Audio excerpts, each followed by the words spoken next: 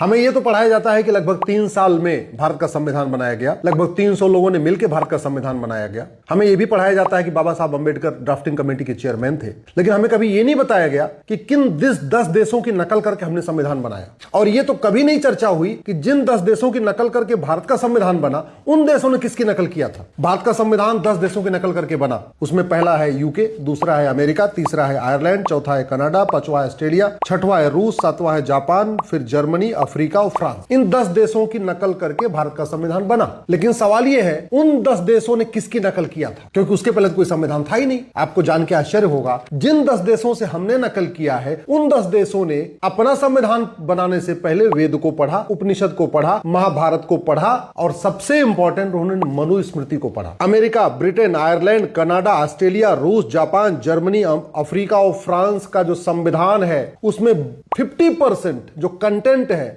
वो मनुस्मृति से लिया गया। और हमारे देश में मनुस्मृति का अपमान भी किया जाता है। हमारे देश में मनुस्मृति बच्चों को पढ़ाई भी नहीं जाती। यूरोप, अमेरिका, ब्रिटेन, जर्मनी में आज भी मनुस्मृति को पढ़ाया जा रहा है, ला के कोर्सेज में शामिल किया गया है। Max Muller, Macdonald, Keith, Thomas और जूई, इन लोगों ने कहा था कि Manusmriti is the first codified law of the earth, Manusmriti is the first codified law of the world. और हमारे यहां इसकी कोई चर्चा ही नहीं हो रही है, उल्टा अपमान और किया जाता है।